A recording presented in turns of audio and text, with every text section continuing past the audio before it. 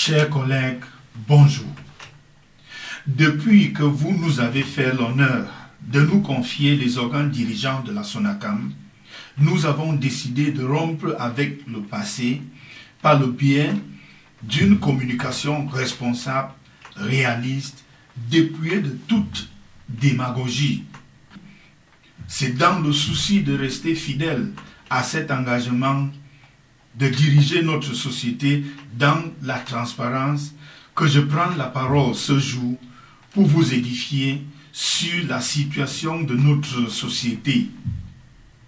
En plus d'une question de responsabilité, il s'agit de l'implémentation d'une politique managériale que nous voulons sans opacité et centrée sur l'ayant droit qui doit maîtriser le fonctionnement de son OGC pour en appréhender les difficultés en connaissance de cause et prendre connaissance d'avance des perspectives heureuses.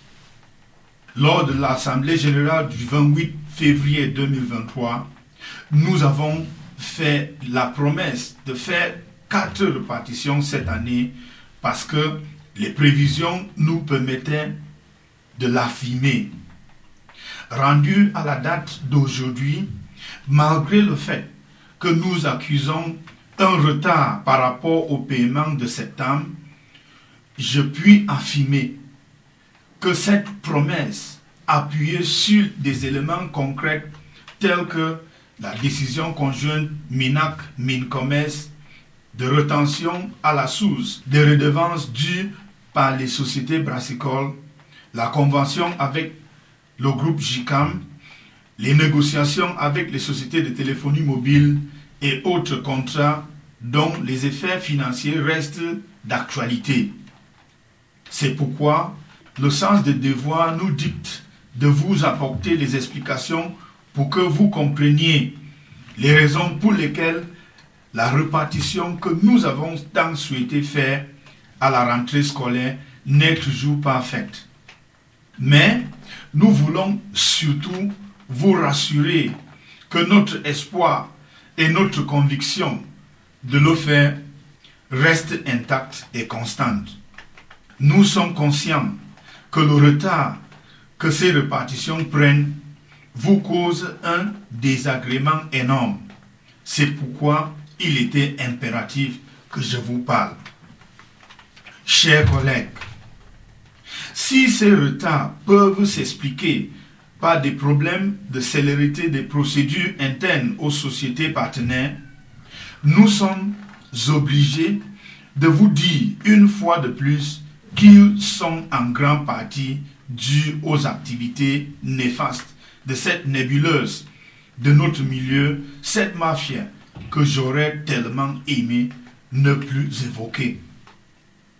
En effet, face à l'incompréhensible réticence des sociétés à payer, le gouverneur du littoral a bien voulu nous accompagner dans cette bataille pour permettre aux artistes de jouir le plus vite possible de ce qui leur est dû. C'est le lieu de dire merci à ce grand administrateur d'être si sensible aux souffrances des artistes que nous sommes. C'est avec beaucoup d'amertume que nous avons écouté les sociétés nous expliquer leur réticence par le fait qu'elles ont trop d'interlocuteurs, notamment les dirigeants de l'ex-CMC, qui les embarrassent, et même d'autres groupuscules qui les saisissent au nom d'un certain comité provisoire. C'est le cas du fameux comité provisoire de gestion mis en place par une vingtaine des artistes réunis dans un bar qui a écrit aux usagers pour leur demander de ne pas payer. Les sociétés brassicoles et la CRTV font partie de ces usagers démobilisés par ce comité illégal. Évidemment, ces usagers prennent ces écrits comme prétexte pour gagner du temps, parfois étant tout à fait conscients du manque de légitimité de ces fossoyeurs de notre genre. Vous vous souvenez sans doute combien nous avons peiné pour entrer en possession du paiement des encours de la CRTV. Aujourd'hui encore, les arriérés dus par la même CRTV sont l'objet de querelles entre la mafia et nous. Heureusement, grâce à votre détermination et grâce à la clairvoyance du ministre des Arts et de la Culture, son Excellence, le Dr Pierre Ismaël Bidumpat, et le MINCOM, son Excellence René Emmanuel Sadi, je puis vous assurer que tout est rentré dans l'ordre. C'est le lieu de dire merci à ces deux hauts commis de l'État. Je voudrais remercier aussi les syndicats et les combattants qui ont su se mobiliser et rester vigilants pour obtenir l'ordre de paiement des encours à la CRTV qui a permis les répartitions de juin dernier. Nous remercions encore chaleureusement Monsieur le ministre des Arts et de la Culture qui n'a cessé de nous soutenir et de nous accompagner avec fermeté et efficacité. C'est grâce à lui que les efforts de cette nébuleuse mafia à continuer de détourner votre argent sont vaincus et aujourd'hui, ils sont sous investigation au TCS et au contrôle supérieur de l'État. Excellence, Monsieur le ministre des Arts et de la Culture, si vous continuez ainsi, votre nom sera inscrit en lettres d'or pour avoir terminé en beauté l'assainissement du secteur de la gestion collective, si cher à notre illustre chef de l'État, le président Paul Biya. Chers collègues artistes, il ne faut pas que le fait que j'ai commencé par les difficultés soit perçu comme un aveu de découragement. Non, loin de là.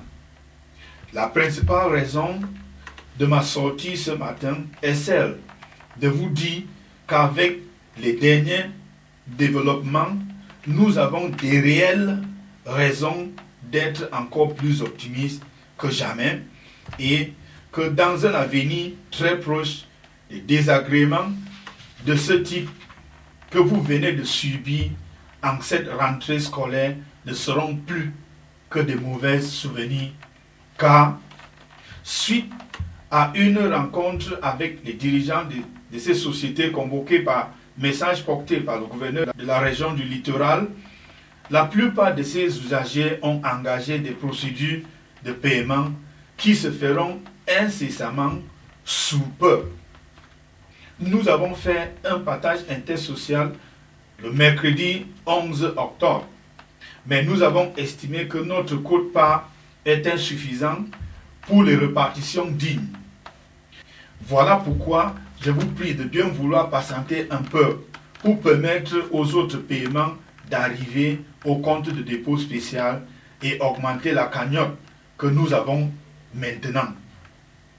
Les négociations en cours avec les sociétés de téléphonie mobile, le travail sur le protocole de mise en œuvre de la décision conjointe signée par le ministre des Arts et de la Culture et le ministre du Commerce pour permettre le paiement des redevances des bars et débits de boissons à la source, le paiement de Canal+, et la contractualisation des organismes comme les banques, les hôtels, les assurances, les pharmacies et autres, en plus des sociétés du groupe JICAM, nous permettra de faire une autre indexam et stabiliser les répartitions par la suite.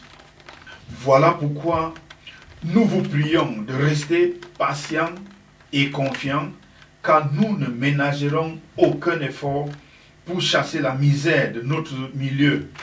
Pour paraphraser notre père, notre illustre président de la République, son Excellence Paul Biya, laissez-moi vous dire que nous sommes déjà au bout du tunnel. Mais la vitesse de la réussite dépend de nous tous. Les querelles interminables dans les médias et réseaux sociaux ne font que dissiper nos efforts, car elles donnent aux usagers des excuses pour refuser de payer nos droits. Alors, chers frères et sœurs, restons soudés, solidaires et regardons dans la même direction pour permettre aux autorités de notre nation et le Seigneur Tout-Puissant de nous aider. Vive la SONACAM, vive la culture camerounaise, vive le Cameroun et son illustre chef, le président Paul Biya.